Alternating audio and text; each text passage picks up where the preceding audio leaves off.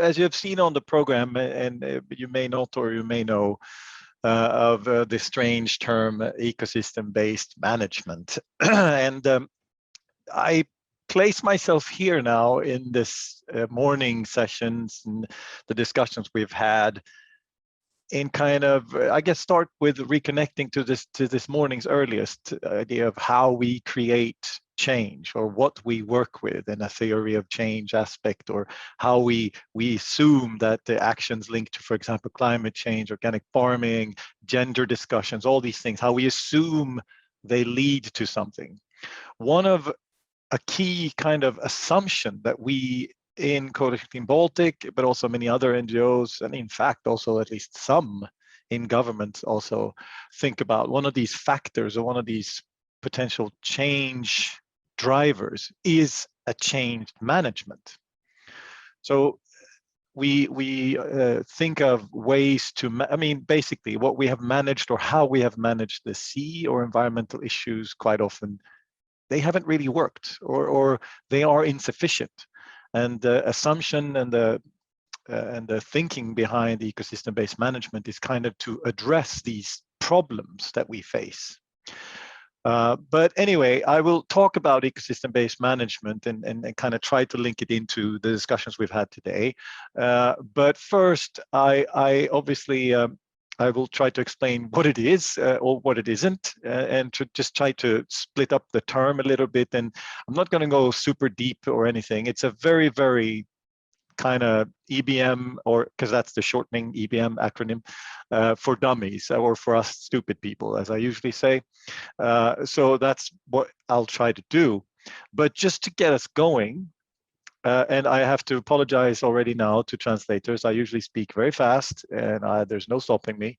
So I try to pace myself, but still. I would like to have a little poll here with you, just to ask you a very simple question, and just with 3 multiple choice. You know, you can choose one of 3, just to get a basic idea of where this group is at and what you know of these terms, ecosystem-based management or ecosystem approach, or all these things. So I have a little poll here that I'm now trying to share with you, that should pop up on your screen, that you just answer, click, and it's anonymous, so we don't know. It's just to see where we're at. And I've done this in multiple settings before, so don't worry. I've done it with highly educated people, and they basically answer. Yeah, it's sometimes surprising. So let's see. Can you now see something on your screen? I hope you can. And you can answer by just clicking one of the choices there.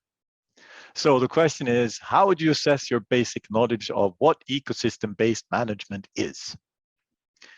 I don't know much at all, have basic knowledge, but that's about it. Or I know or understand the concept, which is then know a little bit more.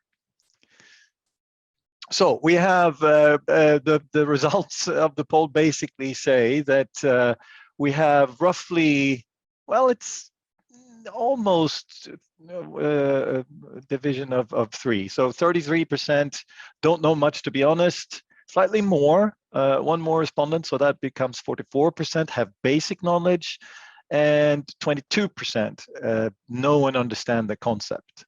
So we have basically the mix, exactly the one I thought it would be. Good, that's good. Then there'll be a little bit for everyone in my little presentation. Yes, so I will basically touch upon the concept, the words, and the different words a little bit. I will go more directly into the concept we are engaging with, which is the ecosystem-based management, and why.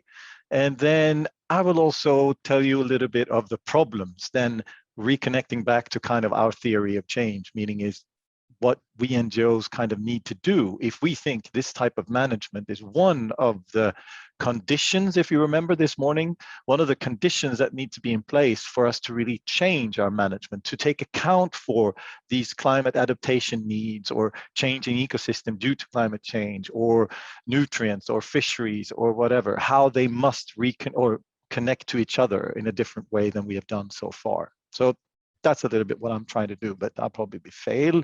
Anyway, so let's start with all these acronyms. So basically, ecosystem-based something is what we hear a lot, and that's where I start. So yeah, these acronyms. The ecosystem approach, one of the terms that you also hear, is actually quite old.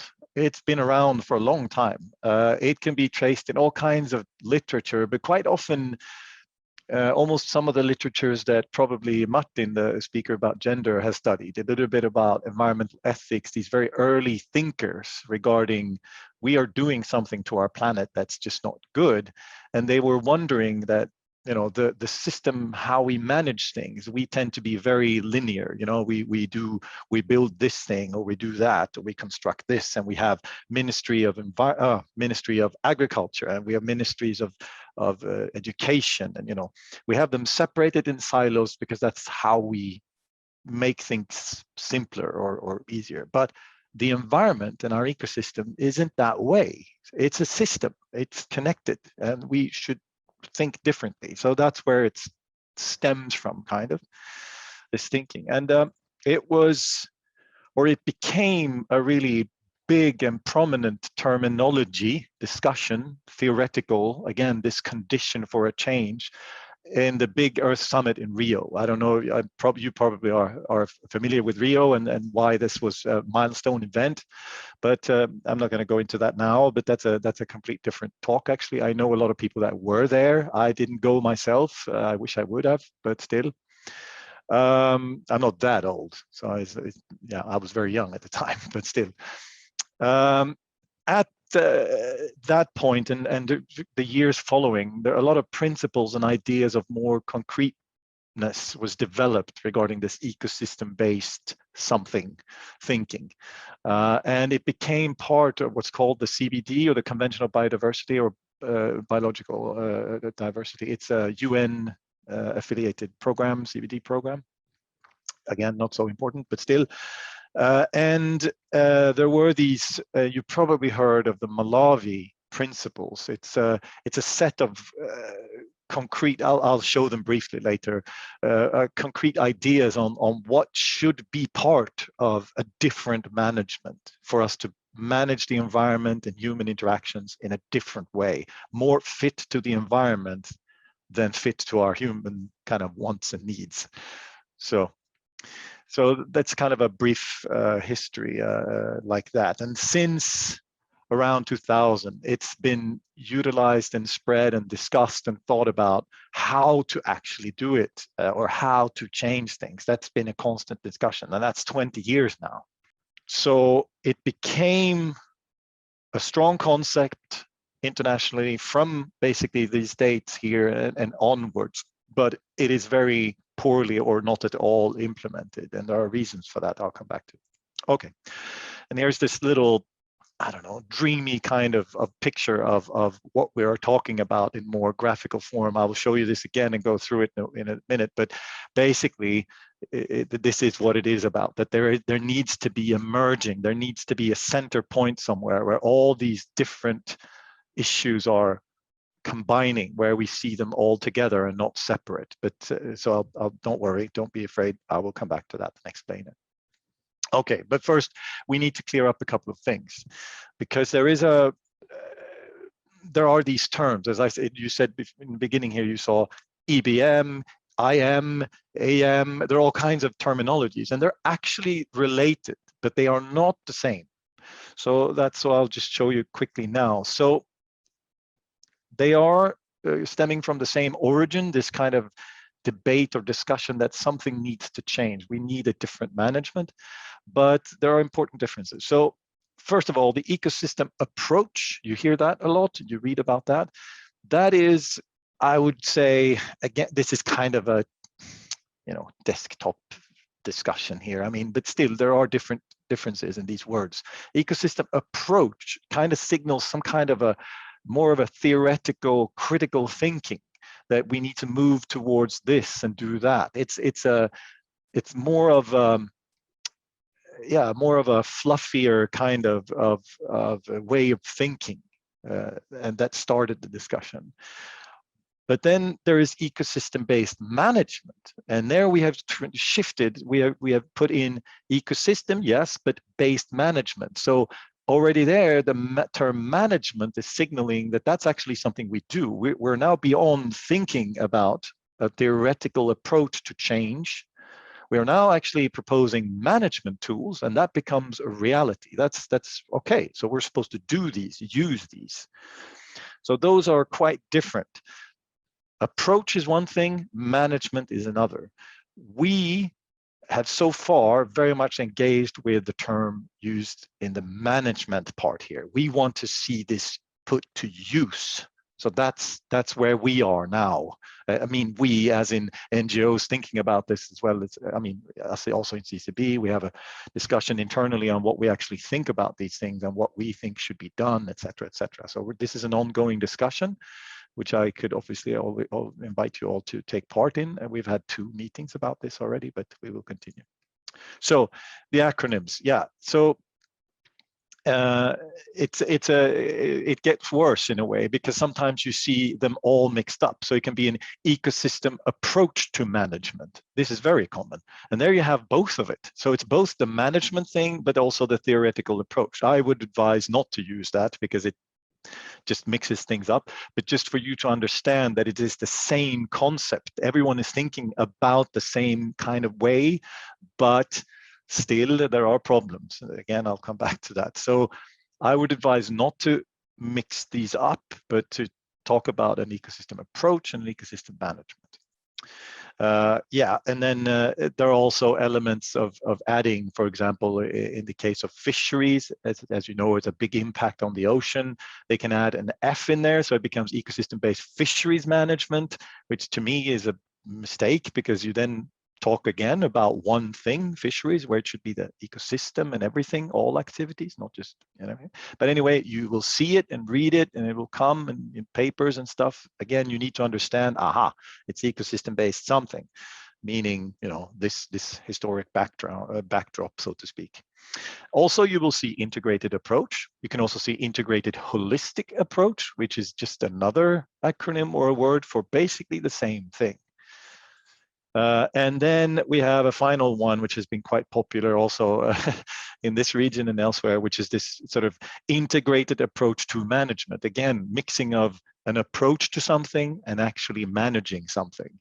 So, but these are things, and quite often there's this, again, element of detail. So coastal, for example. So then that's a terminology or an acronym that you can see, ICZM, which is, you know, integrated coastal zone management, which is obviously a relevant area to look at, the coastal zone, but why use that? Why not just use ecosystem-based management handling the coast or coast-sea interactions, etc. Anyway, so a lot of terms, they stem from the same sort of theoretical discussion about there is something wrong with our management because the management does not address or does not look at and manage in the system that the ecosystem really is. We look at parts of it, fish, nutrients, we look at elements, but we don't look at it all and at the same time. So all these terms mean kind of the same thing, or point to the same problem description and assumption of what we need to change, in a way, to link back to this morning. So these terms are extremely popular in a way, and popular by that I mean that they are used a lot in talk, in speak, in articles, and they are also used in our legislation, actually. I mean, they are already present in our laws. It says, and here are 2 examples. We have the Marine Strategy Framework Directive, which is a very important ocean related or marine related EU directive. But again, as you can read the text here in front of you, you see how it's mixed up. It says, by applying an ecosystem-based approach to the management of human activities, here we are using the different terms again, but still, the meaning, of course, is the same, to the management of human activity while enabling sustainable use of marine goods and services. This is written in that document. So we're supposed to do that. We are supposed to manage in this way with an ecosystem based management as the ultimate goal, basically. We also have, for example, the Baltic Sea Action Plan under HELCOM. It says the same thing, more or less. It's linking into this integrated management of all human activities, again, using or acknowledging the ecosystem approach, the more theoretical approach to our management. And I can go on. It's in all kinds of legal texts. It's also in our common fishery policy. It's in many of the very new EU documents related to this Green Deal, which is called around the EU now. Basically, signaling a shift to something else, meaning a different way of managing. We have to do that. So it's popular, but I also wrote why. Well, I think one of the reasons it is popular and it is put in many legal frameworks and discussions is that it's quite ambiguous, meaning it's like fluffy. It's not very direct, stop or start, or it's very kind of can be a lot of things. So that's why it's easy to say, and people like to put it in all kinds of ways. But because it's not very understood, basically. So it's a lot of sort of not dangerous to say, oh yeah, it should be ecosystem based managed somehow. And people are like, yeah, everyone agree. And then we just move on. And this is part of the problem. Okay, so I think that's partly why it's actually a popular term. So now to what it actually is. And why do we push for this? And why is this theoretical discussions all the way since the 60s important? Well, again, it is defined and explained and present in our EU legislation, and they're all using it differently. But there are a few key things about this concept that we think are important, and this is also why a lot of us in the NGO community and around the world want to see this type of management become an actual reality. So the first key part, and this is present in whatever theoretical base you look at and these papers, when you see what it is that the nature of the ecosystem status is given a priority. We simply cannot compromise with nature. There is this very simplified term. There are ecosystem boundaries, and that's just it. It's a natural, it's a fact. We can't go around it. We talk about it in climate change. We talk about it in basically all science we have, natural science we have to explain the world. We know that there are absolute boundaries that will crash, that will change dramatically what the ecosystem response to certain things will be, or basically collapsing populations or things like that. So this is a key part of this concept, regardless of whatever term you use. So that's one part of why we think it's important and why we as NGOs sort of focus on it. Third one, very important one also, is that it brings, or the thinking is to bring together the pressures, not just look at fisheries or nutrients or in this case again we've talked about climate change or one set of pressure, dredging, shipping, underwater noise, all these things, marine litter. We have to see them together, and we have to see them together to judge our own management choices. So, okay, if we have all those pressures, and this is the way it's looking, and we see even further pressures beyond, the horizon because of climate change, we have to take stock of that and think of how we manage, for example, our fish stocks, or how we allow for or not hunting or excessive agriculture, because it will mean, together with the other pressures, an enormous risk to the ecosystem or to some parts of the environment. So this is, again, a very key important part. Ecosystem boundaries, all pressures must be considered sort of combined. And this is also very important. And this is a problem, I think, for a lot of NGOs and a lot of activists like ourselves, with a very strong sentiment of, doing good for the environment. Ecosystem-based management is not an environmental sort of goal or objective. The point of it is to handle human activities, to manage what we do. Because And this is, of course, true when you think of it, and you all know this, but still, it becomes a little bit of a thing for us in our, I don't know, mental thing. It is not about managing ecosystems. It's about managing humans. We can't manage ecosystems. That's actually one of the fallacies, something that Martin touched upon regarding religion, for example. This idea that man is put here on earth to dominate or do whatever and basically force nature to do what we want. That's impossible. We cannot do it. Well, we can, of course, in a way that we can destroy it all, we can. But if we think that we can move a little bit here and move a little bit there, and then this will happen. Yeah, we've tried that many, many times, called biomanipulation, basically. That has always gone bad. We have so many examples of ideas to, oh, let's bring this animal to Australia because that animal wants to eat that other problem we have, that they eat all our crops. So let's bring that. Okay, that exploded. That didn't work. Okay, let's bring in the snake that might eat the, well, you understand. Biomanipulation has never worked. Even though we think it does, it never does.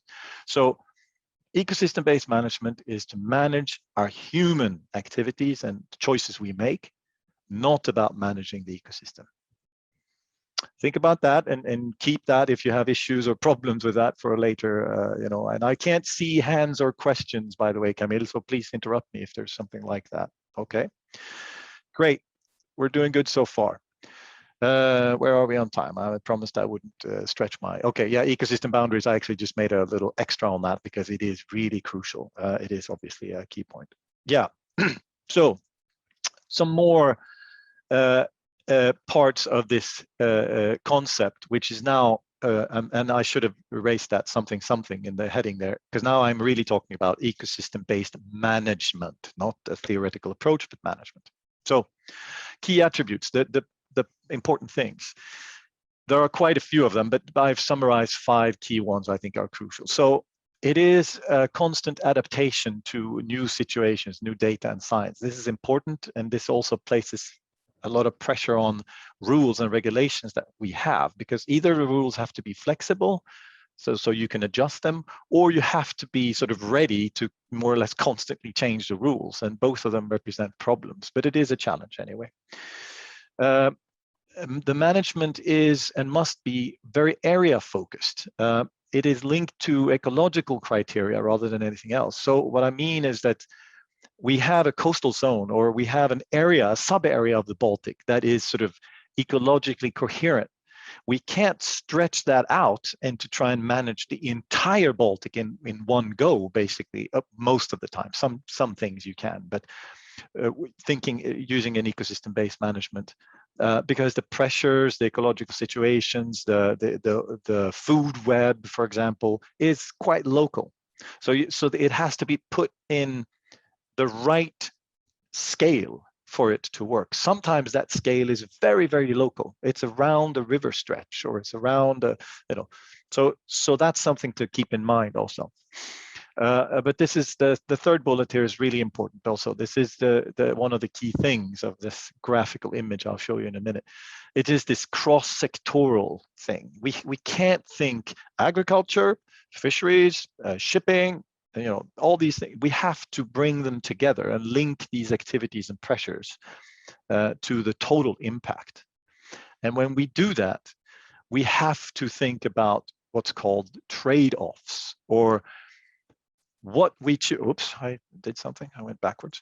What we basically choose to do. If we want to have more fish in the sea, and we want to have that, and we want to have that, we have to realize that we can't have it all. In this way of thinking, we can't allow for all pressures at the same time, because it's going to kill off something else. So we basically have to decide what's more important, what's the crucial one. We can increase that, but that means we have to decrease that. We have to see the boundaries of the ecosystem in this way. So that's also a very key part of this whole concept. And then, and this is the last one I want to emphasize, it is this very important sort of connective approach, this kind of stakeholder involvement. And it links to basically all of the things we've already talked about today, already back to the original theory of change. Because if you don't have the people with you, the majority of the stakeholders on board with understanding why we need to do things differently, they're going to oppose.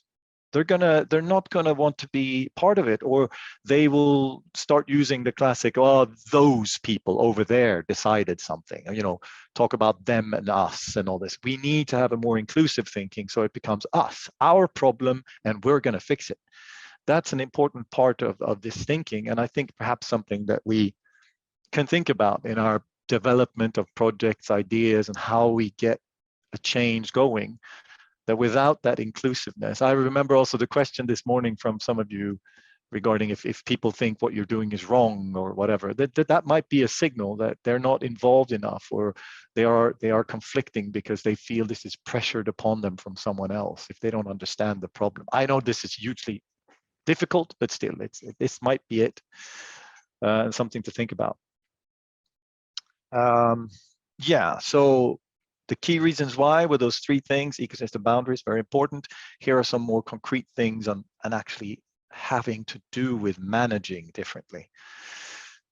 Yeah, the Malawi principles, I told you I would show you those, but we don't, basically they are saying what I just now said, those 5 condensed ones and some of the 3 core attributes. So we don't have time to stay with them. You should know that they exist. They are a backdrop of the ecosystem-based management or approach discussions, but they're quite old now, and no one really uses these. They're not like tick boxes. You can look at them and you can see them for what they are, that they are like a little assistance in your thinking, like, oh yeah, okay, we need to think of that, and the lowest level, again, local, ecosystem context, but they're not a part necessarily of any managing structures today.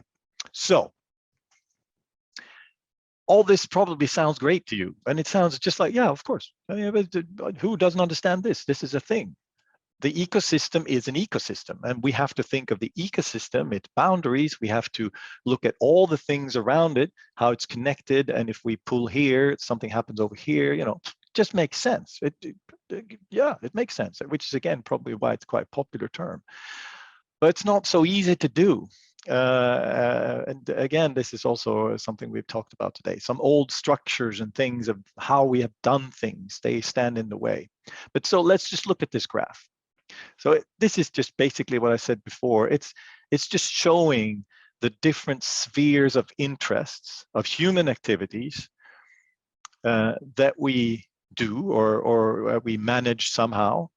And what we are doing today quite frequently is that we're managing the blue bubble and the slight orange, the environment bubble a little bit on the side, and then the social well-being, yeah, maybe. But the blue bubble tends to be fairly big and bigger than everything else. But we move towards the middle, and you see the intersections. You can have intersections with 1 or 2 bubbles, but what we're aiming for with an ecosystem-based management is to have what's here then called the integrated approach, but again, more of an ecosystem-based management, the full integration of it all. And again, not easy. And that's actually or not easy, but it's also difficult perhaps to understand for some people. So the main problems and what we're actually working on along this thinking of a theory of change in a way is these kind of issues. So one, and this is a key one, we discussed it today, but I think we'll talk about it more. If there's not a common understanding, climate change is a good example. People don't really agree that even though storms are raging or whatever, people don't, no, it's just saying it's, I don't know, it's just rain, it doesn't matter. It's just a coincidence, no climate change here. Ooh, no one. So a common understanding or an acceptance of a problem or a common understanding is actually crucial. And we don't have that. Like I said before, the term ecosystem-based something is very popular because it's kind of like, yeah, ecosystem, yeah, it's good, yeah, support it, yeah. So what is it? I don't know. It's just a weird thing. But this is something we can work with. This is something we as NGOs can change. We can decide for ourselves, first and foremost, this is what it is. This is how we use it. This is how we talk about it. And by doing that, we start spreading or start a wheel rolling, and people soon will start using that terminology, that thinking, because it makes sense. And in trying to keep this funnel of choice going down to a smaller part, in the end, we will have some kind of common understanding of this bubble or bubbles that I'm showing you here. That, okay, yeah, that's what it is. And what does that mean? And then we work around that. Because there's no common understanding, there's very little practical use of ecosystem-based management. Again, here's something we can work with to show examples for or of, get engaged with, and push for. So that's another part of a potential theory of change. Or yeah. Now, the problems we need to address when pushing for or bringing forward this idea of changing our management to better take care of our environment and ourselves is we have these cross-sectoral but also legal issues. Like I said several times now, we have structures that are divided. The Ministry of Environment and Agriculture is not the same. They probably should be, or they should handle the issues commonly together. They should not be able to take a decision over here without also talking to the people over here. Fisheries would be the same, or other things. So you understand the thinking. But this is an issue. So basically, some people say frustrating to me, it's like, okay, great. So we're going to have like one super ministry of everything. That's not possible. Like, well, no, probably not. That's not what we're going to do. But we need to understand that, oh, wait, if we take this decision, there might be implications for this and that. We need to weave this in. It's not going to all happen like that, but it needs to be a process towards that thinking, that we always have to reflect on these other pressures. So this is something we can work with, suggest changes to, how to better work with other agencies, experts, scientists. And actually, science is one of the problems as well, because we have expertise. As you know, science is driven by very pointy expertise. That's how we have done things. Martin said today that he works in a very cross-sectoral way. Well, this is true. Some people do that, but most people don't. You are a molecular biologist knowing mushrooms of a certain kind in the Russian North Forest. Great, you know that, fantastic. But you know, this is a problem. This is a structural problem. The science our politicians and decision makers need as a you know, to help guide their decisions is not really there. So when we say we need to take these things into account, blah, blah, blah, they don't really have that science. That is, again, something we can strive to push for a change of. We should ask the politicians, or we should ask the European Commission or whatever. You need to ask the scientists these questions. Don't ask about that bird or that fish or whatever. Ask about, what about this coast, this area here, in this bird, fish, mammals, seals, and humans? You know, if we do that, what happens here? And we do, you know, you have to ask different questions, and it starts with that. Unless you ask a different science question or a question to scientists, they're not going to answer. They're going to answer about the microbiology of a fungus living on a tree somewhere, because that's what they know. So this is another thing it's a problem, but it's something we can work with. And the third one, and this is also another very important one, who's in charge? Who's driving change? Who's doing this? Okay, like I said before, it's already written in our laws, in our regulations, international conventions. It's all there. Ecosystem-based management, again, using different words, approach to management, but the same thinking is there. It's already in place. We're supposed to do it, but nothing is happening, because one of the reasons it's not happening is that no one knows who takes the first. You know, is it you? Are you? No, no one really knows. The mandate problem is another problem, but also one that we can address. We can say, no, okay, form this around that problem in the Gulf of Finland or Gdansk Bay. Form a Lithuanian-Polish group to discuss, you know, this and this problem with these people, these scientists, and these stakeholders. Start there. Then they have a mandate in that area to take upon this task of doing something, and you start getting, one of the first bullets there, some experience of using EBM. So that's one way of addressing that. So that's another thing that we can work with, but it also is a key problem for ecosystem-based management. Yes. So, yeah, the final kind of slide here.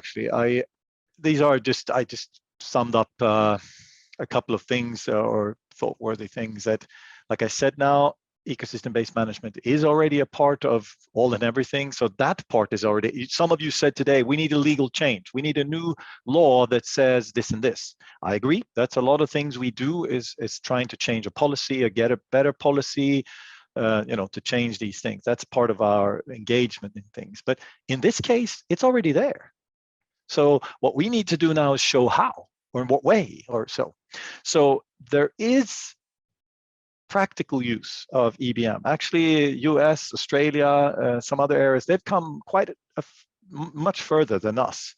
I was reading and trying to get in contact with some scientists in the US just recently because they've made some interesting things there regarding how to see these different things and how to operationalize ecosystem-based management. So there is things to build upon for us, so we don't have to make it up as we go. But to address and to get somewhere, we need, or to solve this or to push forward an ecosystem-based management, acknowledging ecosystem boundaries and acknowledging that it's us humans that we need to manage our own activities and not the ecosystem. We have to address some of those problems I said, those structural problems, those science problems, those mandate problems. And again, luckily, these are things that we can work with. And you have to think about this from all of your interests perspective. If it's water, a river, a coast, agriculture, climate, fisheries, it is actually all linked to a potential use of an ecosystem-based management to make a different type of management to solve the problems we have. So it should resonate with whatever you want to work with. But again, it's a bit of a challenge. Anyway, the starting point, I think, really from us as NGOs is that we ourselves first agree. What is it that we think of this concept? How can we use it best? And what are the key attributes we want to put forward? What's our definition? How do we interpret it? How do we speak outwards to politicians, to local people, to everyone about this concept and why it's needed? If we do that, we can start the wheel and we can get this common understanding and this funnel of choices and interpretations to become narrower.